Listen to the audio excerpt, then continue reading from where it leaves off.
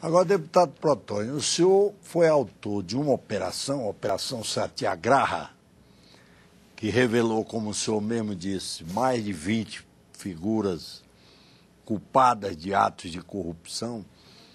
E o senhor sofreu muitas perseguições pessoais, né? O senhor foi perseguido. Mas perseguido na instituição a que o senhor pertence, na Polícia Federal? Houve todo um conjunto de situações que levaram, porque eu atingi um sistema até então inatingível e até então invisível na República Brasileira, aonde se revelou o comprometimento do aparato estatal em todos os níveis federativos. Então, com empreiteiras. Eu sabia desse comprometimento e sabia das consequências que poderiam advir do resultado desse trabalho. Mas o meu compromisso, não só naquele momento, que ainda permanece e vai permanecer até enquanto eu existir nessa república, o meu compromisso é com o meu país, o meu compromisso é com o meu povo. Então, eu levei o trabalho até o último resultado, onde me permitiram dar um exemplo para a população de que quem corrompe vai preso, independente de classe social. Né? Então, se registre-se aqui que durante o trabalho que nós executamos na Polícia Federal de 12 anos, eu nunca prendi pobre. Nunca prendi pobre. Sempre fui escalado para investigar a superestrutura de poder do país. Então, inclusive empreiteiros, a classe, vamos dizer, o setor produtivo, o setor financeiro, praticamente uma parcela que não contribui no desenvolvimento do país, muito ao contrário, ajudam a dilapidar o patrimônio público, ajudam a desviar o dinheiro público que estava comprometido com esse sistema. E o próprio sistema político. O senhor sofreu perseguições pessoais. Sofri perseguições. Inclusive na polícia. Eu fui o policial, hoje eu tenho até os colegas das associações de policiais civis, militares, federais, diariamente comparecem ao gabinete para levar demandas a fim de nós aperfeiçoarmos a instituição policial, fazer da instituição policial uma instituição de Estado, não de governo. Uma instituição policial impessoal, com prerrogativas e garantias constitucionais para poder atuar. Isso é importante, a diferença entre Estado e governo.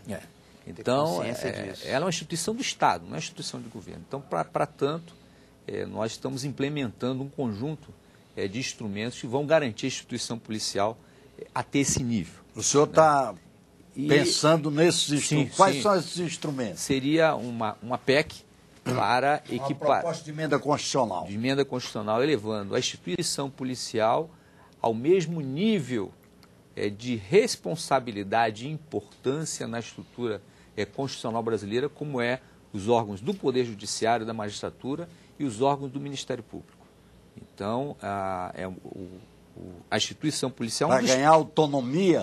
Exatamente. Autonomia, independência funcional... Autonomia em relação ao presidente da República, governo de Estado, ministro de Estado. Exatamente. Ela vai ser uma instituição de Estado como é a Justiça brasileira, como é o Ministério Público, para desenvolver o que ela desenvolve hoje. Hoje a instituição policial desenvolve... Mas sob que fiscalização? Porque também se fala que a instituição é contaminada... Sim, mas vai ter pela corrupção. Vai ter um órgão fiscalizador, como existe hoje um órgão fiscalizador do Ministério Público, como existe hoje um órgão fiscalizador da magistratura. Na própria instituição policial, hoje ela é fiscalizada pelo Ministério Público e pelas corregedorias de polícia.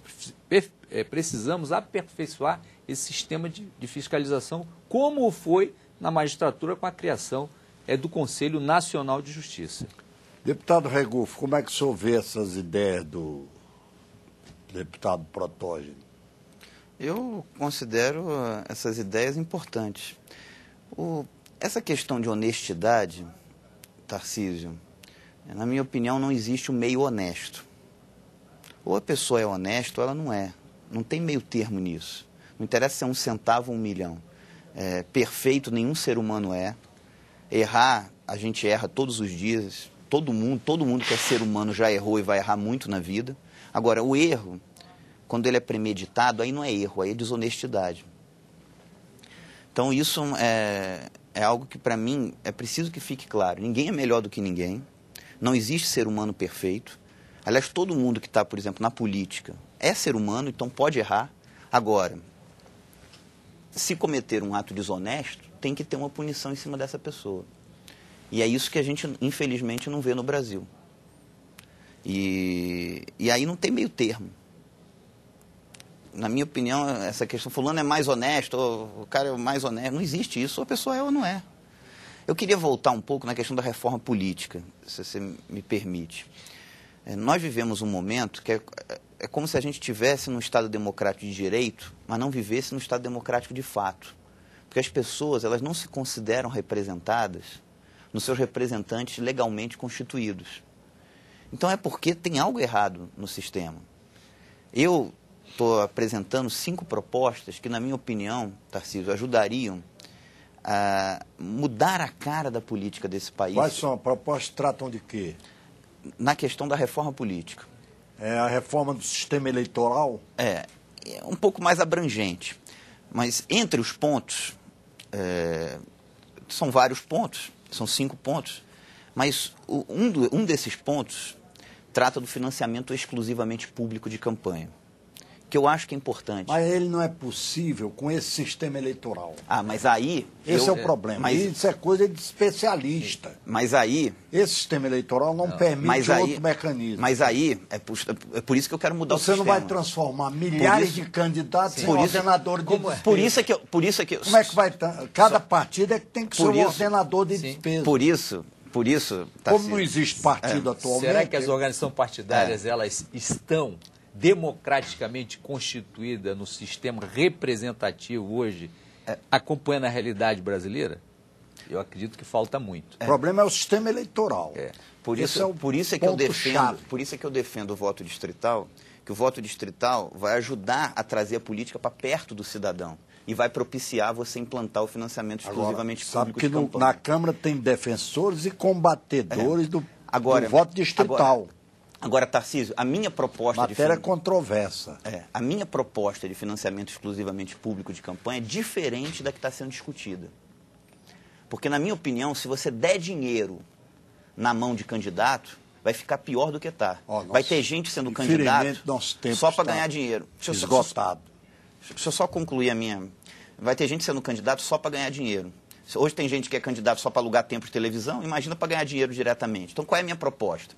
O TSE e os TREs fariam licitações, a gráfica que ganhar faria o panfleto de todos os candidatos àquele determinado cargo naquele determinado lugar, com igual quantidade para todos. A produtora de televisão que ganhasse a licitação gravaria o programa de todos os candidatos para aquele determinado cargo. Mesmo fundo, campanha seria chata. Mesmo fundo, mas a pessoa teria que ganhar no convencimento, no conteúdo. Você politizaria mais as eleições. O nosso tempo, infelizmente, está esgotado. Você sabe que a Câmara dos Deputados, a maioria dos deputados, encara com extrema desconfiança qualquer tentativa de reforma política.